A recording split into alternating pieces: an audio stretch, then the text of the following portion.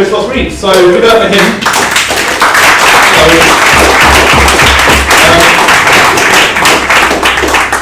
I've got to be honest, I don't really know how I'm going to follow Sean's talk. Mainly because even if this becomes really highly tweeted about, he's probably still going to get arrested in the next like 2 hours. Although, while we're on the topic, I'm not saying you should market Fear Square directly to Gamergate, but it's just... All I'm saying is, I've always been a passionate believer in Darwinism, so let's take the safety labels off everything and let the problem solve itself. Right, so I've come to talk to you about some stuff. My laptop broke, so I don't have a remote or a laser. Yes, my name is Felnor. During the day, I am a producer and a content marketer. So I specialise in creating cool stuff around things that we want people to talk about. I'm also an indie developer. I make a lot of games about being very sad, because I find those are always incredibly easy to market. Yes, I also write and do this stuff. I talk a lot, unfortunately. I apologise in advance. I generally market games and finance stuff, and I've done kind of like a huge range of stuff. So like everything you can possibly imagine, from having to dip my toes into the horrible, disgusting world of online gambling, all the way over to figuring out how to talk about phones for old people, which is a really interesting writing challenge. You're essentially marketing them on websites that these people probably don't give a shit about. So it's really easy. So I'm going to be honest. The immediate reaction, even though no one actually ever says anything out loud, you can see it in their faces when you say, I work in marketing, and they look at you, and their face says a mix of, I don't know what to say, but you're a wanker. Now, you work in marketing, dude. What? I said it's not because you work in marketing. No, yeah. Right. So yeah, unfortunately it can suck, and the worst thing is, it really sucks for video games. Like, over the past, however many months, we've seen games about amazing stuff. Bat Dragon Cancer is about a family struggle with a son who is terminally ill. That's amazing, and talking about that is fantastic. Unfortunately, a lot of video games companies tend to lead their trailers by talking about how many gajillion guns they've got. And that doesn't really appeal to me. I don't really like that. I also don't really believe in the idea of creating something as incredible as an entire video game and then having people just watch trailers. Just like the same bog standard trailer with a shitload of dubstep, a big white letters and impact on black background, and this is coming out on this platform, and it's just so boring, and it treats people like idiots because it's not interesting, it's standard. It's a standard route into a medium that is currently, the reason this talk is called that, is defenestrating. For those of you who don't know what defenestrate means, it is literally my favourite word in English language. It is a verb that literally means to throw something out of a window. They are defenestrating everything we know about media, and they're mashing them all together at the same time. That's beautiful. And I think that when we put so much effort into making these beautiful, amazing things, we should really be putting more effort into how we're talking about them. So, it doesn't always have to be sucky. So, this is a site that's probably going to appeal mainly to Sean.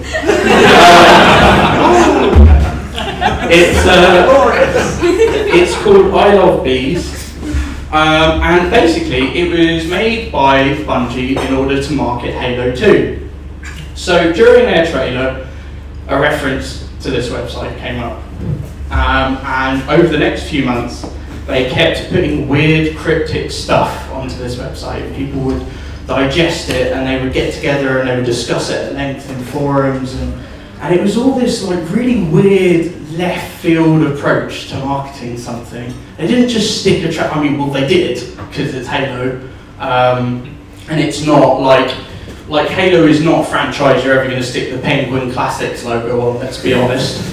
But what was interesting about it was how engaged people were. It wasn't just like a number of YouTube views, it was like 250,000 views on launch, 500,000 every time the site gets updated. Like, that's amazing. But the cool thing about it was it really brought the community back into everything. Like, there was this amazing, there's an article I really recommend, I think it sits on Ars Technica, about when Fez came out and how the gaming community got together to solve all the puzzles within Fez, and it became this really big community thing. And just for a moment, there was this beautiful bubble inside which everyone was really supportive and collaborative, and they're all really interested in this one goal. But that was about solving a video game. To have somebody solve a marketing campaign, to me, is just fascinating. Just because it's so much less boring, and you're also kind of giving the power back to people that play games. It seems really weird that video games are a medium about handing someone a controller and saying, there you go, all the choices from this point on are yours, but the way that we market these video games to people, these beautiful interactive experiences, is by making them sit passively in front of trailers and read regurgitated press releases, or I'm not going to harp on about some areas of games journalism because Lord knows that's going to go south fucking quickly. We're never going to get to have that serious conversation. But yeah, so the interesting thing about that was that it was so rare. Like, it works so well, and one of the reasons people don't like doing stuff like this is because the ilovebees stuff, like, it looks simple, but it actually takes a lot of time to design and set this stuff up. It requires a team, it requires people you have to pay. This stuff costs a lot of money. And when you're pitching these ideas to big companies, you have to justify the fact that these things, like ilovebees, could have cost, for all I know, tens to the early hundreds of thousands of dollars to put together and to market and sustain. So what happens after that? I mean, it was a huge success, but no one ever really did it again. There was never really a big thing for a while. And then Van Beer happened. Now, the launch of Ridiculous Fishing, for those who don't know, is you are a man and you sit in a boat. And you fish. And the fish hook goes down to the bottom of the sea. And eventually you'll hit a fish. You have to dodge your way through loads of fish to go back and forth. And you drag up all these fish with you. And just as you get them to the surface, you don't put them in a net. You don't take them to Marks and Spencer's. Because like Marks and Spencer's, these are no ordinary fish. You throw them up into the air and you whip out your double rocket launchers. And you blow the ever-living fuck out of them. And the amazing thing about that is, it's a pretty easy game to market because it's simple and it's silly and it's stupid. But what was really interesting was the ARG they did around it. So essentially what they did was, without saying anything, to the point where I signed up for it thinking it was an actual social network. Although I'm not saying that was because it's a legitimate campaign. I am an idiot. I do things all the time. But the interesting thing about Verdo was it was just this really minimalistic, like wanky website where it's just like sign up for future updates about this new social network. So you do. And then over the next few months you get all of these emails. And initially they start really well. They're just like, welcome to Verdo, this is the future of social networking, and blah, blah, blah, blah, blah. And it all goes fantastically. Up until the point where the CEO of Verdo accidentally sends an email to you that he was supposed to send internally, panicking about how fucking badly everything was going. Openly having a meltdown. The updates start to get weirder, really weird. And eventually you just realise the whole thing's a fucking disaster. And quietly, I would read these emails at my computer at work and I would think, what the fuck is that? So imagine my fucking surprise when I opened up Ridiculous Fishing and I discovered that the main menu is built into the smartphone of the man in the boat. I bet you can't guess what social network he had on his phone. And the amazing thing is, it actually works. It is a social network where all the characters in that game literally just tweet utter bollocks about fishing all day. It's a bit like the games industry. Just an endless stream of random stuff and terrible jokes. I'm so sorry. But yeah, the fascinating thing about it was just they built up this huge campaign that was completely left field, that had almost nothing to do with the game whatsoever. Like, social campaigns, fishing. Like, not connected at all, although I guess both of them are technically online.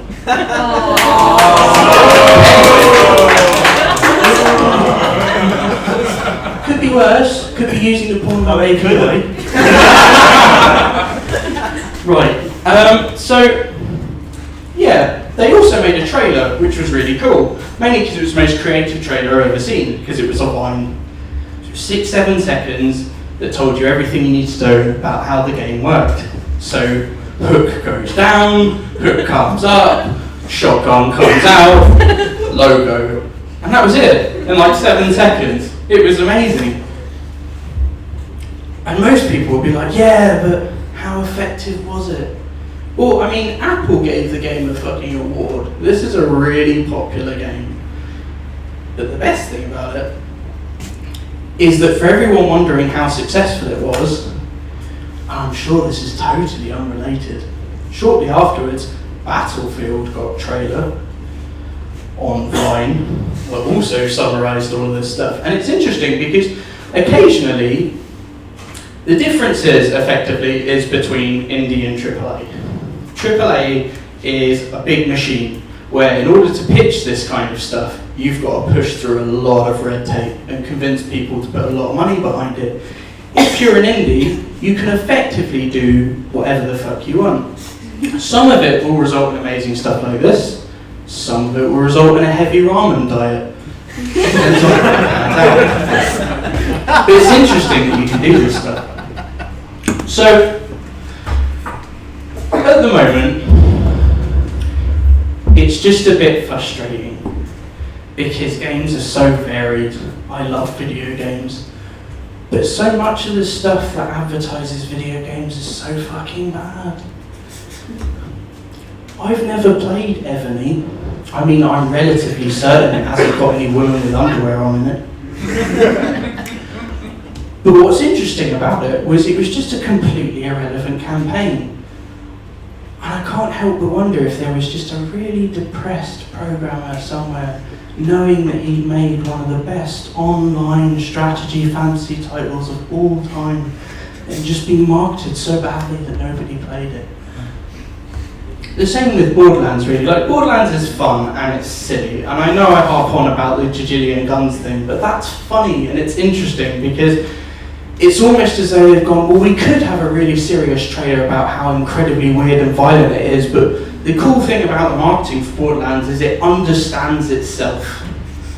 Borderlands is made to look like a super hyper-violent cartoon, and its trailers are just as violent and just as loud, just as entertaining. But you could do trailers and posters and banner ads forever, and they're so bog standard and they're so boring.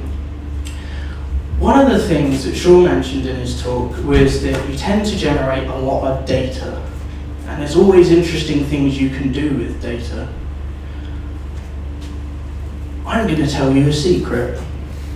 I have an infographic fetish. I really enjoy them because I find that if you hand somebody a report that's full of data of every bullet someone has ever shot in a shooter and how many power-ups they picked up and stuff, this stuff is tedious to look through. But if you turn it into this big, beautiful visual thing, suddenly it's fascinating because the reason you're doing this stuff is to encourage people to play your game. It doesn't always have to be central. Like if I want to market Borderlands and I was going to say, right, here's an infographic of all the different stats. Here's how many guns are used by the American Army. Here's how many guns the average player uses in a playthrough. Compare interesting data, compare and contrast. or you could do the birder thing. The cool thing about the birder thing was they were completely disconnected, but what was interesting about it was almost like a load of people just went, oh fuck, that was incredibly interesting and entertaining. I wonder what else they're doing. Because people are smart, you can't treat people like idiots. It's one of my least favourite things about marketing. A lot of people harp on about adverts for things like medication or anything on QVC, where it's just people that are far clumsier than anyone ever has any right to be, failing to complete simple tasks. I mean, for me it's autobiographical, but for most people,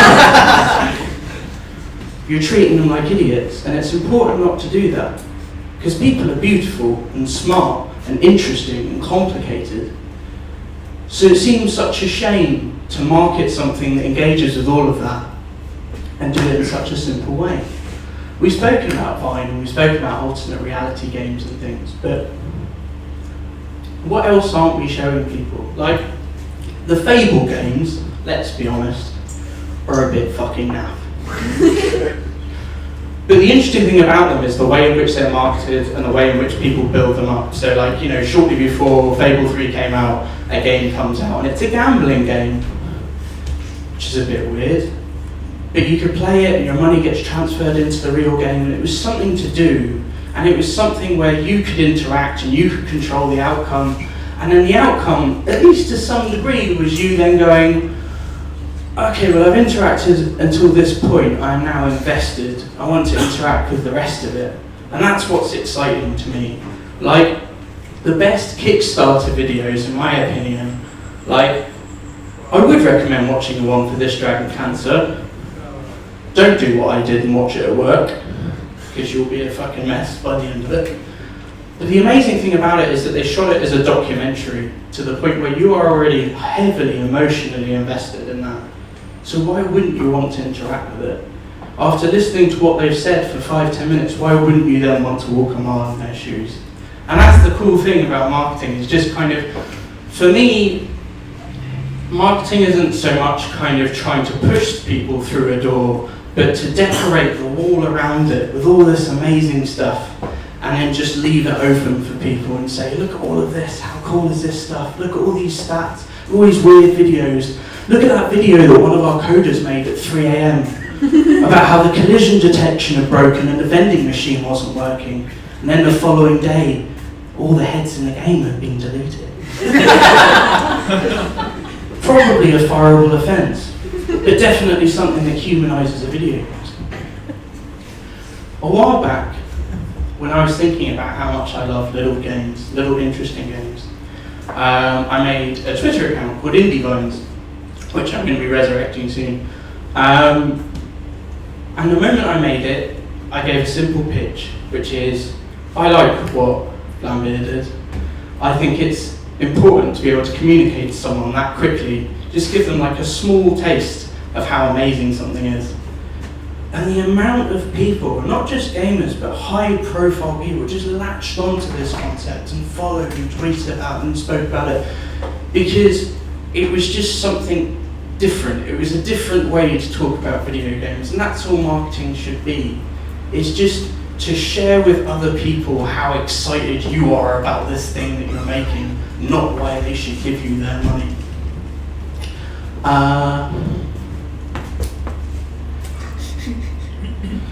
And that's the final lesson. It's just kind of, don't be boring, be interesting. A lot of my marketing actually just generally involves, and kind of almost accidentally ended up talking about how sad I am in a lot of interviews with the Games Press. It's amazing how effective that is. And it's amazing how well it justifies copious amounts of Ben and Jerry's and Gossip Girl.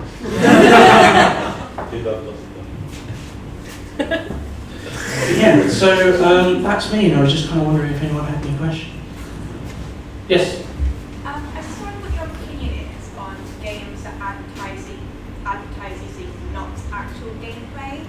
Like, do you think it's a legitimate technique? Bollocks, and it should be illegal.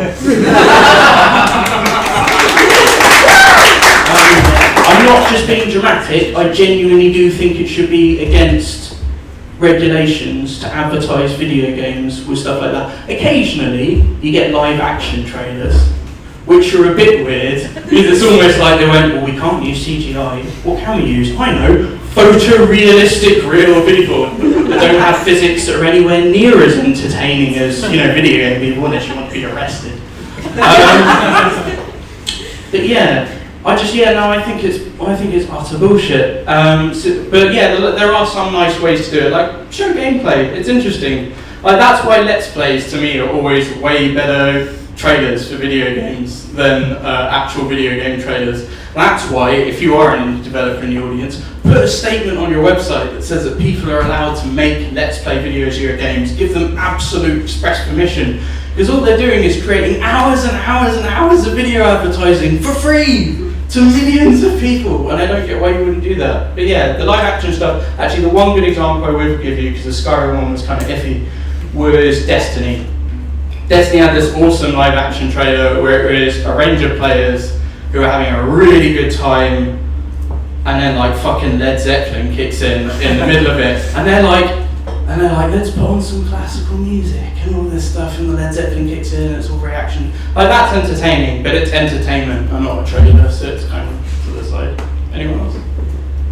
Similar vein. What do you think of developer blogs, where the devs themselves talk about the games? I love them. They're my favourite things because I think it's really important, especially during like the current tide of hashtag bullshit, to remember that the people making games are people, and that's one of the ways to bring that home. Whether it is talking about just the work they're doing, or actually just talking about life. Like I just find developers interesting as people, so it's good to see them write about their different techniques, and people can learn from it. Or even if you're just kind of a person that doesn't know that much about that topic, it's just like, to me it's easy to read that blog and then be hugely impressed and then just be like, well, I wonder what else they're doing. So it's kind of a more natural thing, and I think it should be a dialogue.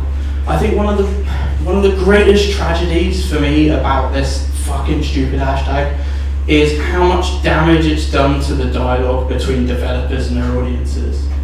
Like, I got doxed multiple times recently, and I'm now scared of interacting with whole crowds of people that I used to be super keen on doing. So for people that are still blogging, those people are heroes, and they're going to repair a lot of that damage, so I'm all for it. One more. No, I was gonna say that was a great point, and now I'm gonna bring it back to rancid marketing techniques. But Yes. Just wondering your opinion on trailers for pre-order bonuses, which is now a thing that we get. Pre-order bonuses are also a thing I think should be against the fucking law, if I'm honest. Just because I don't mind collector's editions. For me, Kickstarter is actually just a giant collector's edition shop. Except you don't actually get the thing 50% of the time, and when you do, it's about 2 or 3 years later, at the point where you are at the least possible level of giving a shit about it you can possibly be. No, I don't like it. Was it Assassin's Creed? I want to say Assassin's Creed 3 is the best possible example. In order to get every possible pre-order bonus, you needed to buy 9 different copies of that game. 9. Like, yeah. It's not. The thing is, you can have cool pre-order bonuses. The one thing I would recommend is, advertise it, be sensitive, but also don't give away shit that impacts the balance of the game. Everyone should start on the same level playing field, especially in multiplayer. Assassin's Creed once gave away a thing that gave you more items than other people in multiplayer matches. Like, how you could live through years of media about extremely well-geared military forces going up against the local resistance, and then replicate that in multiplayer completely unironically. Whoever has the biggest wallet wins is bullshit. And it's a terrible message to send out, especially in an era of video games where people can have amazing experiences for a fiver, and I think that's beautiful. But yeah, that's it. Thank you very much.